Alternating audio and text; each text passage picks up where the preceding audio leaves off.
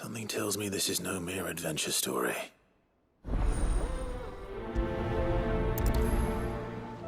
Vivian, I read your note, and I'd be happy to help you find the book you're looking for. Thank you, Clive. But tracking it down will not be easy. Are you sure? Please. You have always granted me your wisdom and insight whenever I asked. It's only right that I return the favor.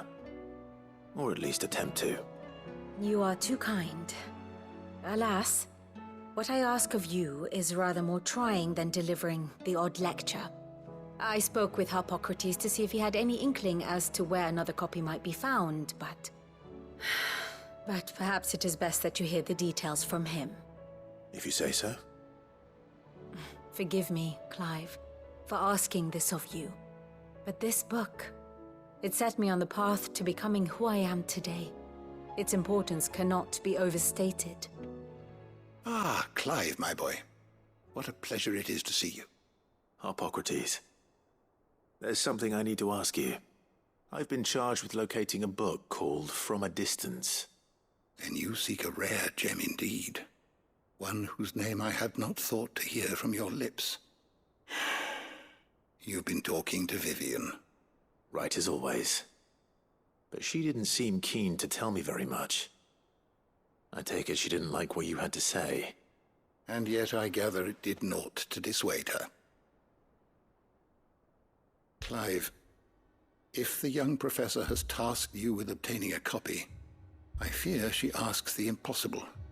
The executors would not allow it. The executors? Coveters of Secrets. A clandestine organization committed to the collection and intenebration of forbidden texts and technologies. One such text being the tome Vivian seeks, chronicling as it does the true history of the enslavement of bearers. A tale which could overturn the established order were it ever to become widely known. Or, so rumor has it. I've never actually read the thing, or even set eyes on it for that matter. How is it that I haven't heard of this organization? Why, secrecy is the executor's watchword. They lurk in the shadows, emerging only to seize that which must be seized, be it books, inventions, or people, before disappearing again, leaving nary a trace. Which would explain why Vivian's copy was snatched from her grasp not long after she found it. By the hand of the executors, yes. But what drives them? Self-interest or ideology? Fine question. Sadly, all that is known of the executors can be recounted in a single breath. You may just as soon ask me of their origins, numbers, or the identities of their leaders. Any answer I give would be pure speculation. Then my hunt was doomed from the first. What was Vivian expecting? That I'd pluck it from thin air? Not from thin air, no. From ash. Rumors of the executors are rife among the scholars of Storm, but rather less so across the strait. I have a friend. Well, I had a friend in the village of Garnick, a collector of rare tomes, upon which subject we would oft correspond. Alas, I have heard naught from him since the skies fell dark.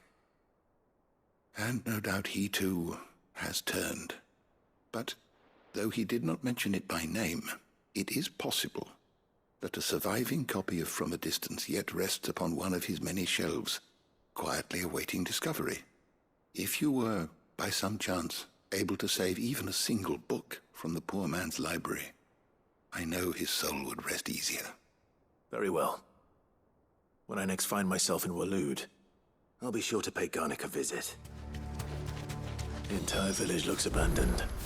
Now, which house would a bookworm live in?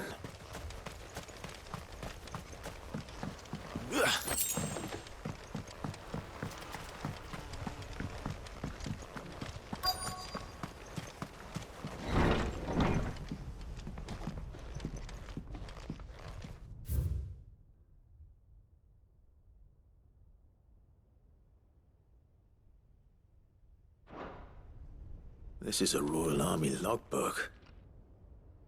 Did he take this from the local barracks?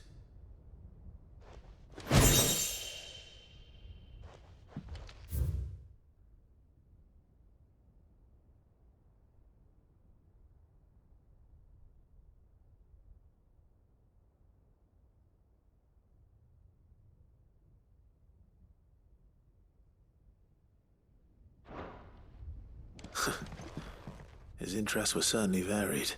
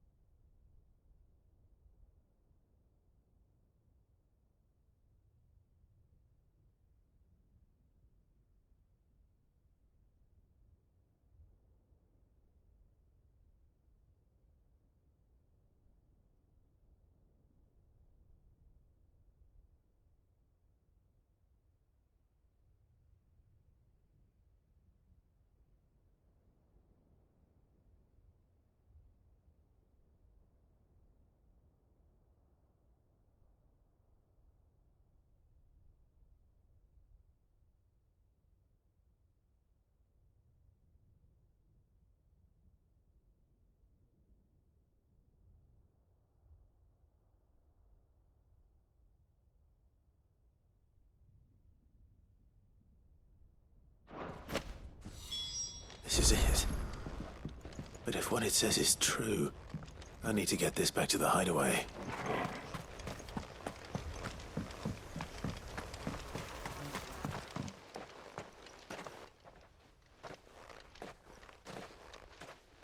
Leaving so soon, stranger? We've been watching you. From a distance, so to speak. Subtle. I know who you are.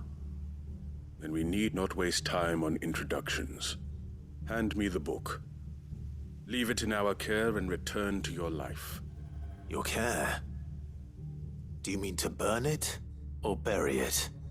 That is not my decision to make.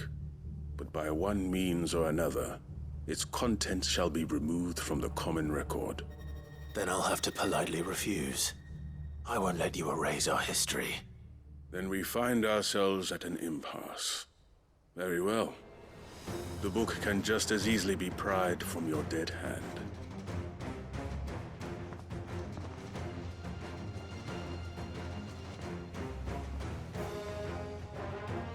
Let's see, shall we?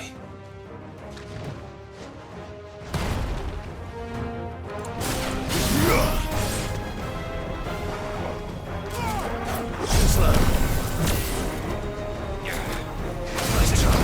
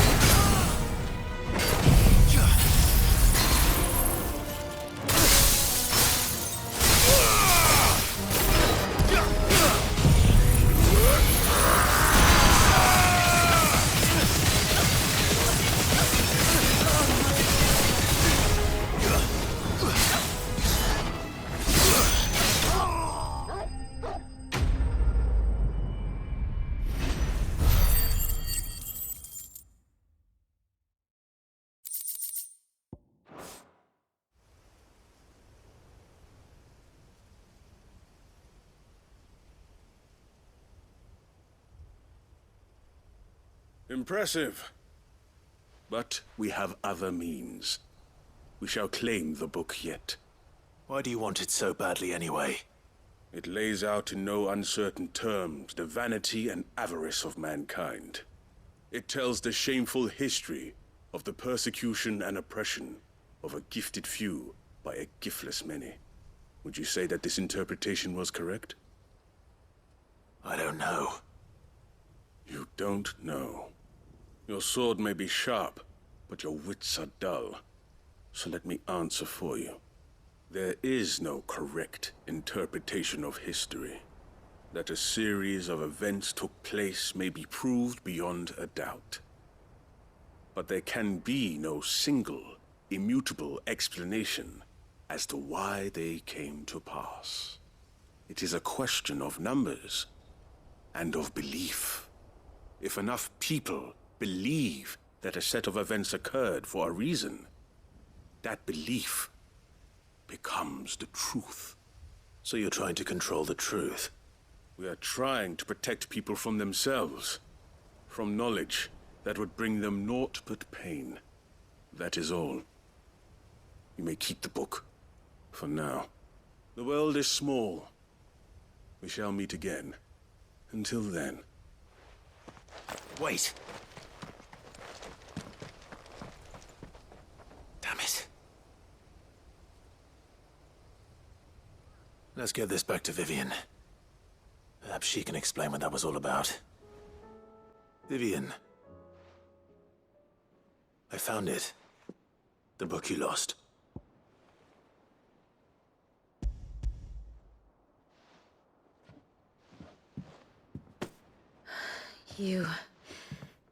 You found it. Thank you, Clive. Even though I asked this of you, I was not entirely sure it would be possible. I feared the executors had seized every copy. I met with one of these executors, and I convinced him to let me keep it. He told me something. That the truth is just a matter of collective belief. And that if enough people believe a lie, that lie becomes the truth. It does. But it also means that the truth is not immutable. That it can be changed. Provided that those who wish to change it can convince enough people that their perspective is the correct one. As the sad history of the bearers proves. You said that the book inspired you to become a scholar. It did. Or its author, rather. She was a heretic, you see. A firebrand and a dissenter.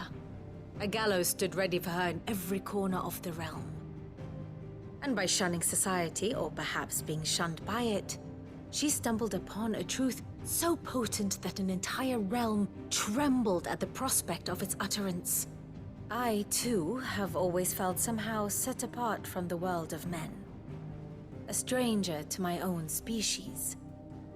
She taught me that my solitude was not a curse, but a gift.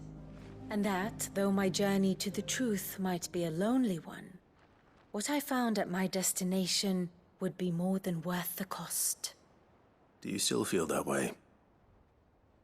That you're not one of us? Honestly, I'm not entirely sure anymore. Since coming to the hideaway, I find my thinking somewhat clouded. Perhaps the result of studying mankind from a rather closer perspective than I had intended. But the more I study, the more I find value in this perspective. In looking not from the outside, but from within. So if you'll permit me, I'd like to continue my work here. Remember, Clive, when enough people believe, belief begets truth. Give the men and women of this benighted world the gift of truth. Make them believe in you, as I do. I'll try, Vivian. I'll try.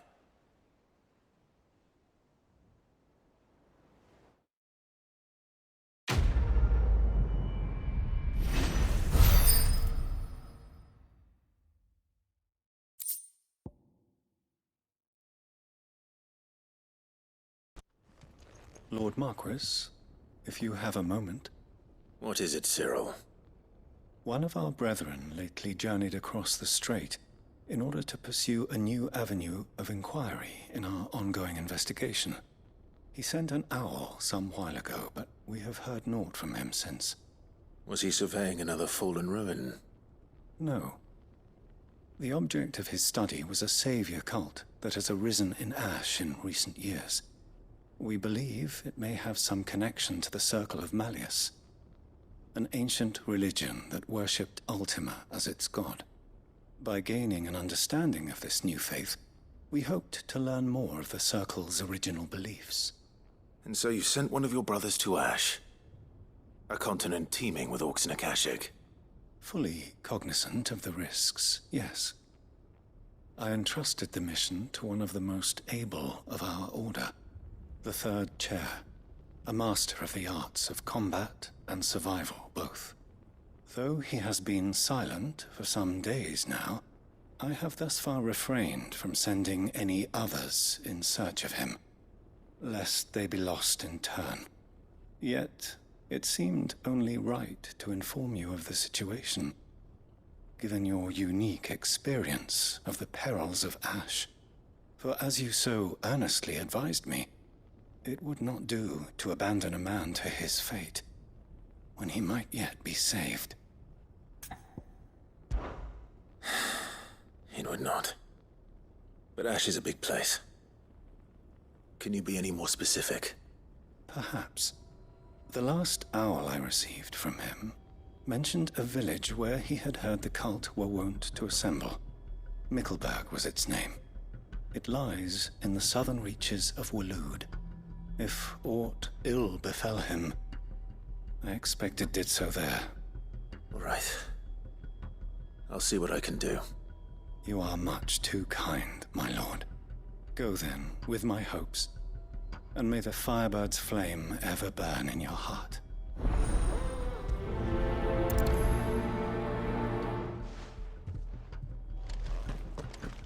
So then, well, how do you feel about a trip to Ash? We have a third chair to find. Assuming he's still alive.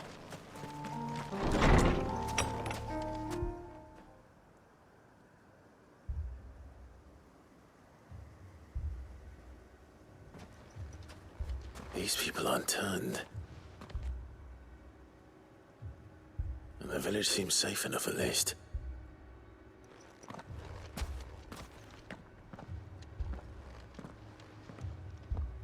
What is going on here? Ah, did you too heed the call? Heed the call? No, I came here looking for someone. To be honest, I wasn't sure I'd find him here. Let alone all of you. Is that so? What are you doing here? Is this where you live? It is my home. The others, they heeded the call. You keep saying that. What do you mean? They came here to perform the rite, just as King Barnabas instructed. This village is their altar, where they shall cast their souls upon the gentle waters and give themselves to the Lord. Give themselves. Oh, Lord, cleanse us of our sins. Let us be reborn in your loving arms. Free us from the torment of this mortal realm. They want to be saved. Forgive me. But did another foreigner, like me, come here? He was probably wearing a cowl. You mean the traveler from Stone? Yes. He's staying at my house, toward the rear of the village. Thank you. If you don't mind, I'll go and greet him. They seek the same salvation Barnabas did. least the third chair is still alive. Let's go and find him. Excuse me. Are you with the Undying? I am. And so it would appear, are you? Lord Rosfield, if I am not mistaken. That's right. And you must be the third chair. I am. Cyril was worried for your safety. He sent me to find you. Then I must apologize. I did not mean to trouble the bearer of the burning quill. Much less you, my Lord Marquis. He said that you had failed to report. Is there a reason for that? I came here to study the followers of this new faith. But the more I learned of them, the more my own faith began to falter. You have seen them at their prayers, have you not? They devote themselves to the veneration of their Lord with a fervor I have never seen before. Praying night and day that they might be rid of their wicked wills and reborn in their Saviour's light.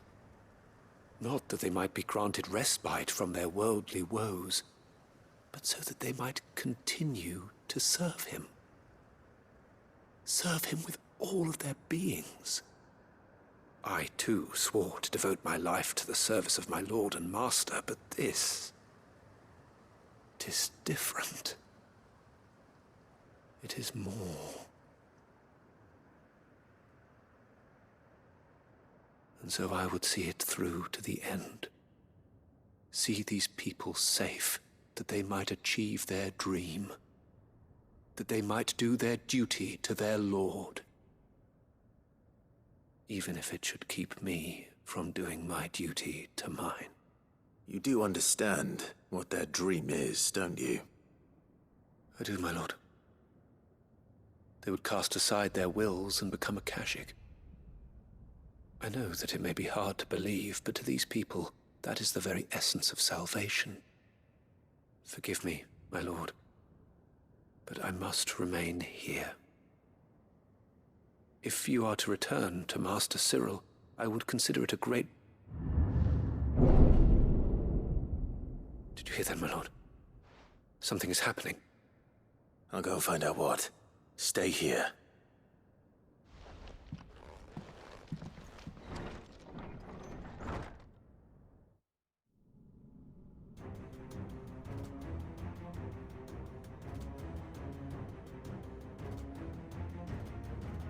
An ether flood. Oh no. There must be something I can do.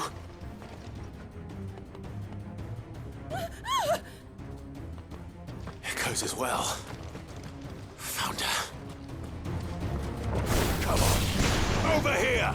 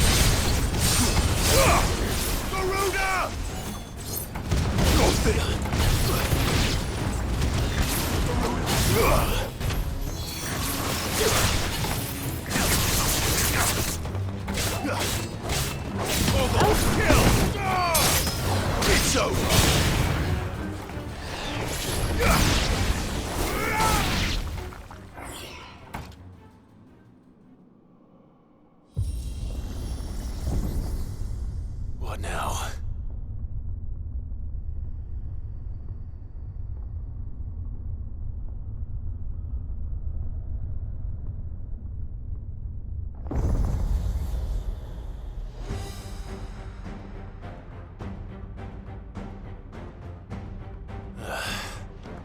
We meet again. I've killed your kind before.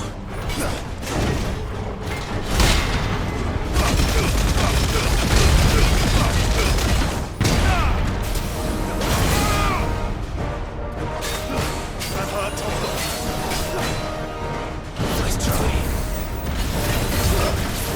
Too slow.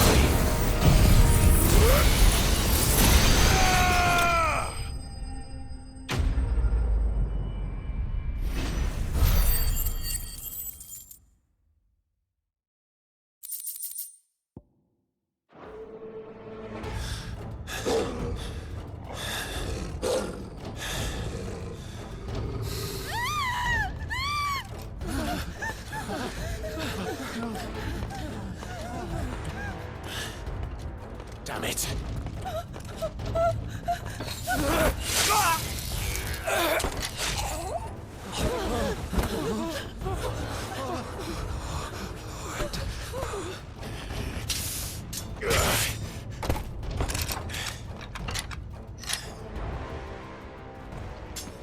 Don't you die. Come on, speak to me. I had to save them, that they might have a chance to find true salvation. By devoting themselves to the service of their Lord. Just as I did, when the Undying plucked me from the gutter and gave me a cause to believe in. A duty to serve was everything to me, and I would not deny them that fulfillment, even if they must become Akashic in order to achieve it. Forgive me, my Lord Marquis. I did not mean to trouble you with this. My findings. Could you deliver them to Master Cyril for me? Of course. Your duty will be done.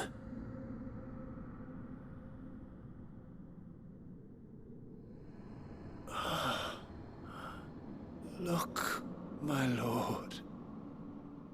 They are saved.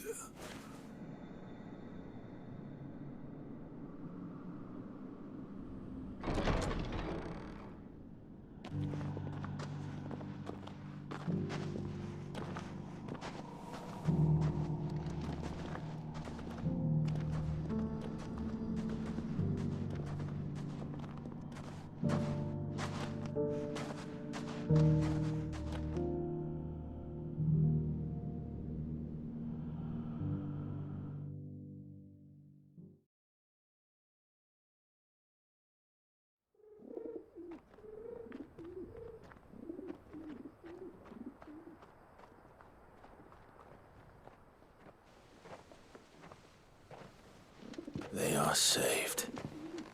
Found her. I should get this report to Cyril. My Lord Marquis, welcome back. I am glad to see you hale and whole. I met with your third chair, Cyril. He bade me deliver his findings to you.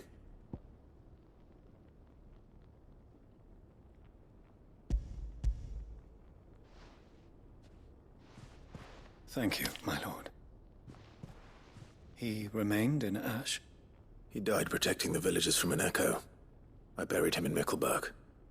I'm sorry that I couldn't save him. If you could not save him, no one could.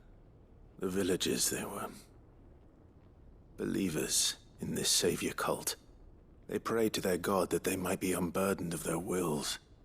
Then an ether flood came, and their wish was granted. Your brother sacrificed himself that they might live, even knowing that that life was death by another name. Then he perished defending liberty. A hero's end. For the right to choose how one dies is no less sacred than the right to choose how one lives. Sid would agree. He wanted to build a world where people could die on their own terms. A noble ambition. To die for one's cause is the most perfect expression of one's faith. It matters not how misguided others might judge one's decision to be, only that the decision is one's own. We live according to the teachings of our order. We believe in them, we protect them, and yes, we die for them. For better or worse, that is our creed.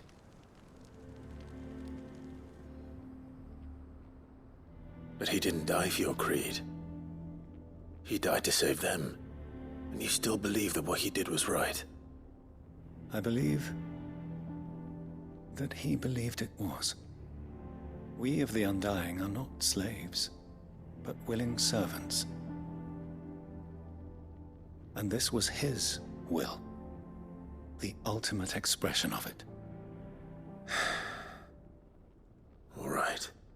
I'd like to know this man's name, Cyril. To know the names of all the Undying who've fallen in the line of duty. They died serving my house. It's only right that I remember them. That is my duty. Of course. I shall fetch the Book of Martyrs at once. My lord, it has been, and shall ever be, the greatest honor of my life to serve House Rosfield. Though our duties may differ, yours is no less important. I pray with all my heart for your success. And were they here, I have no doubt but that every one of my fallen brothers and sisters would feel the same.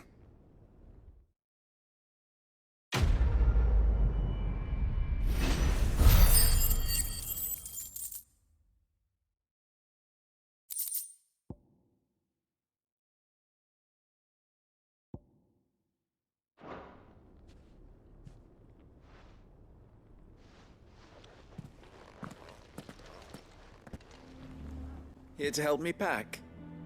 Thanks, but I'll be traveling light. I'm almost finished already, in fact. You're really going to go through with this, then? I am. But before I go, there is one small issue I'd like your assistance with. Well, two, in fact. If it's within my power to help you, I will.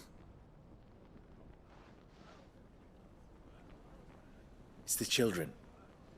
I refuse to let them share in my disgrace. And if I leave them here, they surely will. Our friendship would see them ostracized forever. But I can't take them with me either.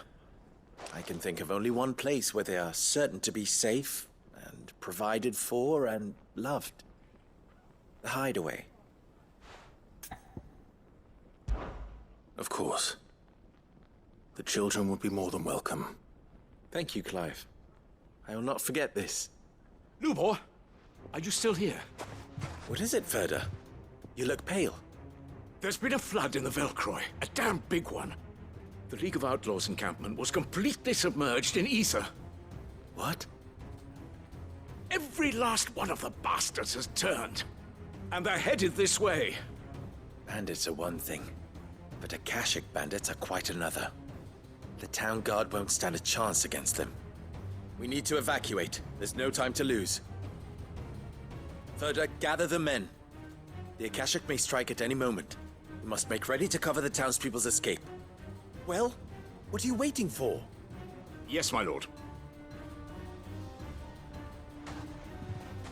Clive, change of plan. The children stay with me for now. I need you to find Conrad and Natalie. Tell them to prepare for a full and immediate evacuation. Understood. I'll do what I can to convince everyone else. Wish me luck.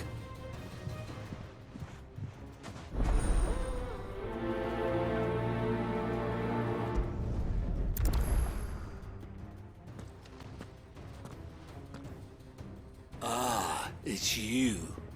What do you want, Lord Underhill? To pass on an important message. There's been an ether flood out in the Velcroy. The camp where the so-called League of Outlaws were gathering has been swallowed. They're no longer just bandits. They're Akashic now, and they could be here at any moment.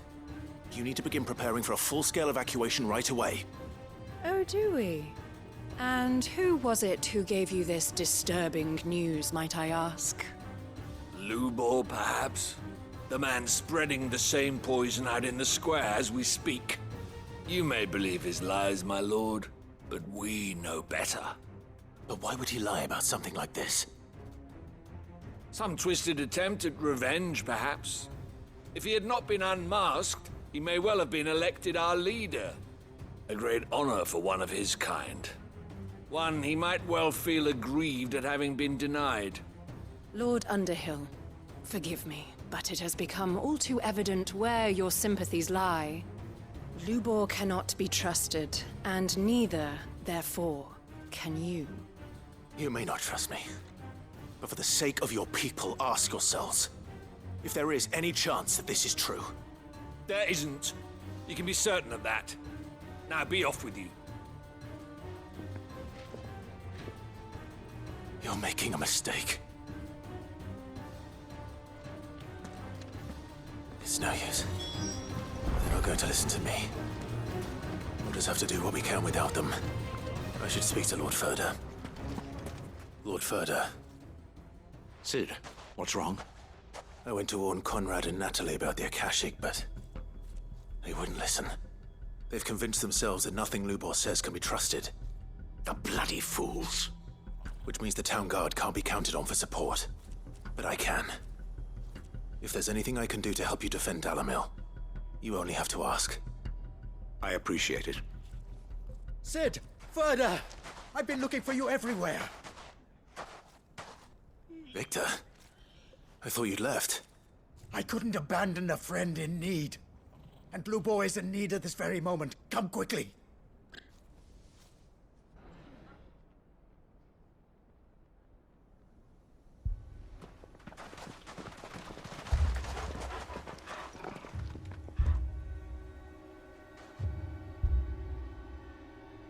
You have to believe me! The Akashic are coming! They don't eat, they don't sleep, they don't tire, and they don't care who they kill. They're unlike anything that's come before. There will be no parley, no mercy granted! We may have saved the town once, but this is different. I do not ask that you forgive me, but please believe me. If you do not run, you will die. You will all fucking die!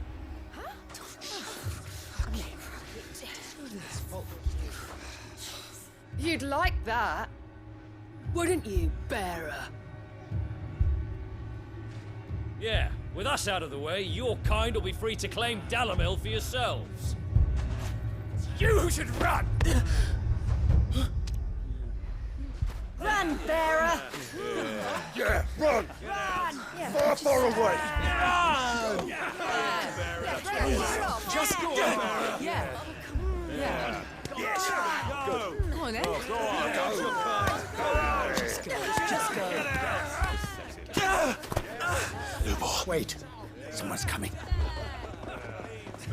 No. Come on! Stop! You're hurting him!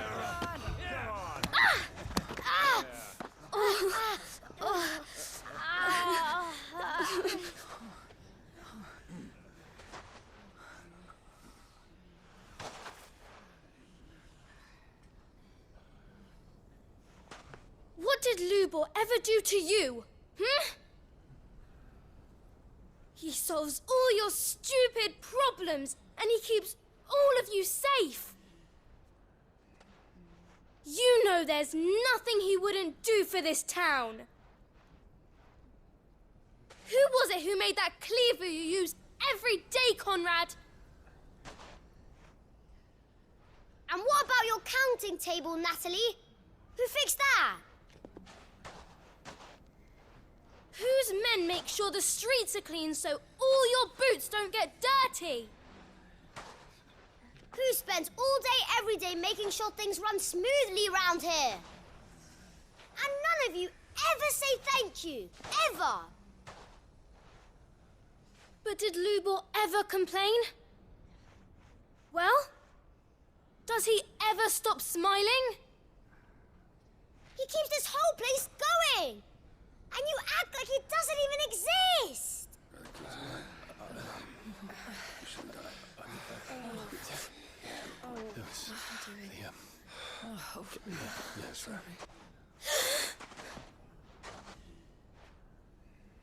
Lubor, we have heard enough. Wait! We will not run. The town guard will not abandon the very place it is sworn to protect. And I will not give up for lost the stores that we labored so hard to fill.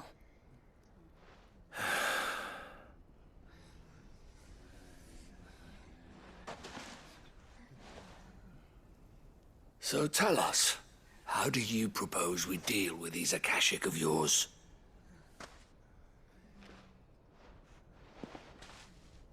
We won't run, but we will fight. All right, then.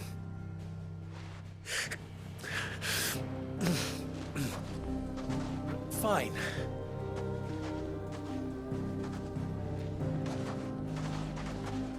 Gather round if you don't want to die.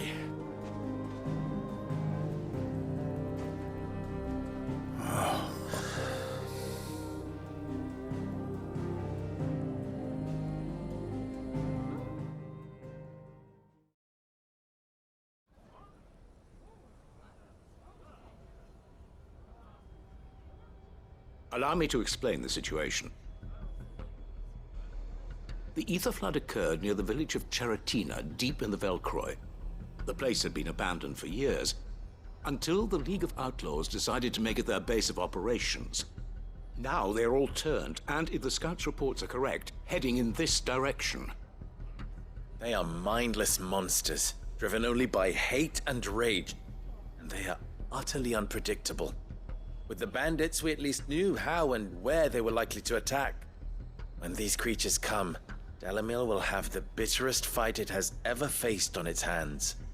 The town guard will muster at the north gate. The rest of us will take the south.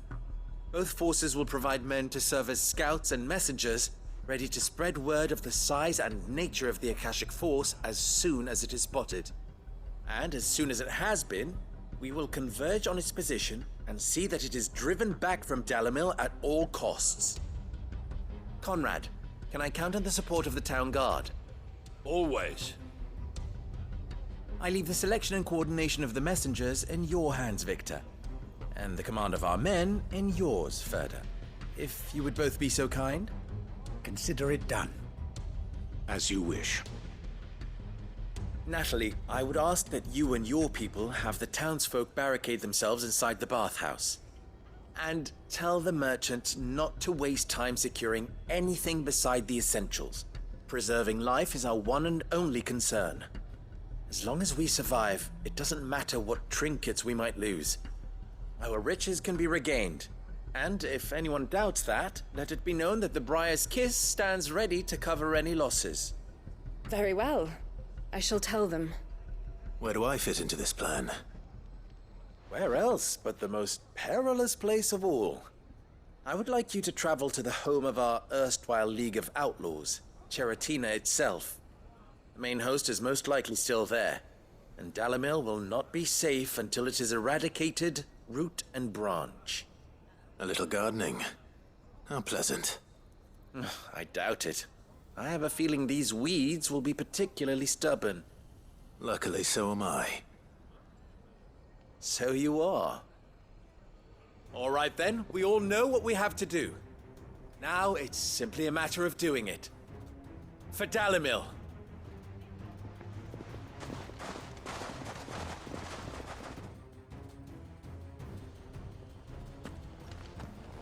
Looks like everyone's ready. I'd better not keep them waiting. We can't leave a single one alive.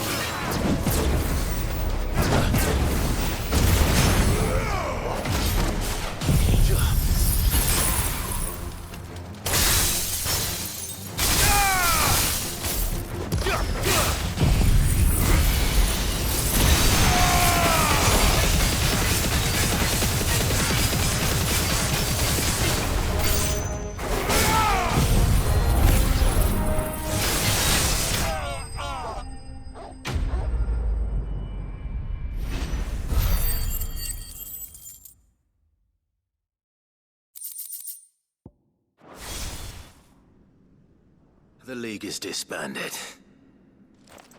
I should get back to Dalimil and see how the others fared.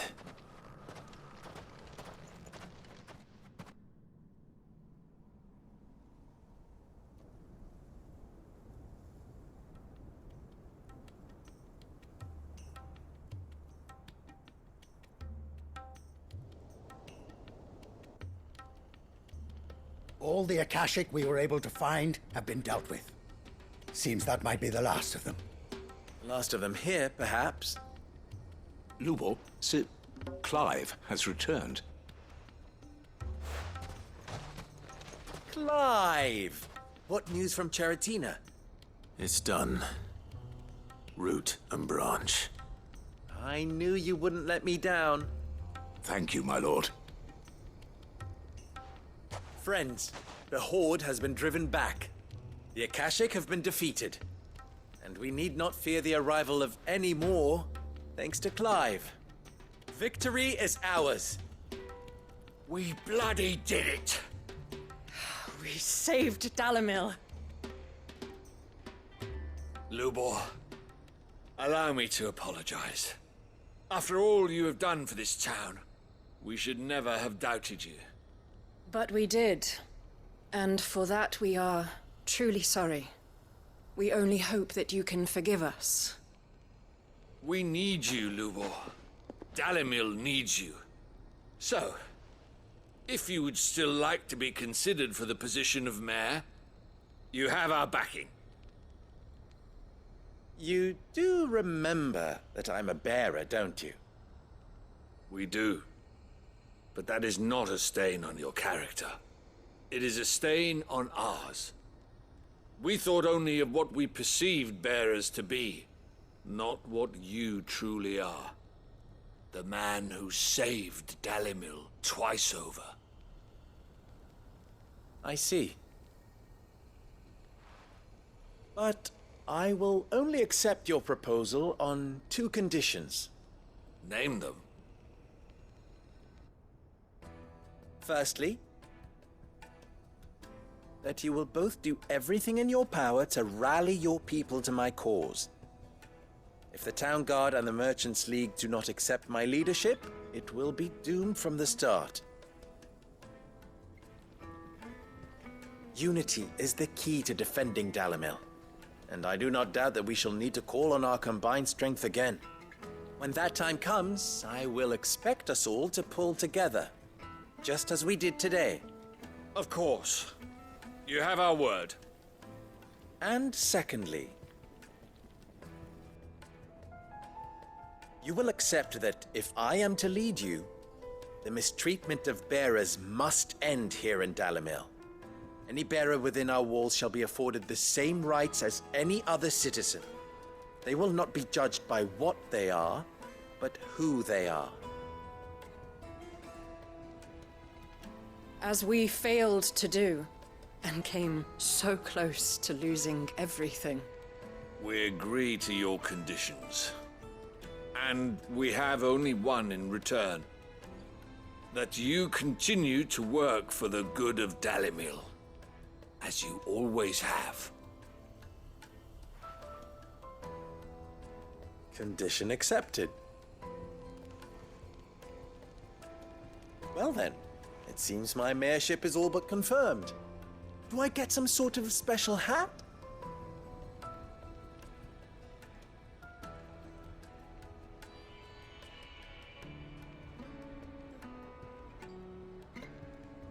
How fickle fate can be. Not so long ago, I had resigned myself to leaving Dalimil in disgrace. And now, I find myself her leader. Here. For everything.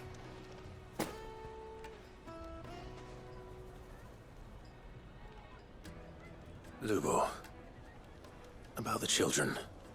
Fear not, you are of course relieved of your responsibility. I would sooner face another horde of Akashic than see them brought up as outlaws. I'll make sure they're safe here. I don't doubt that you will. And not just the children, but everyone in Dalimil. I'll do my best. Can't have all your hard work going to waste.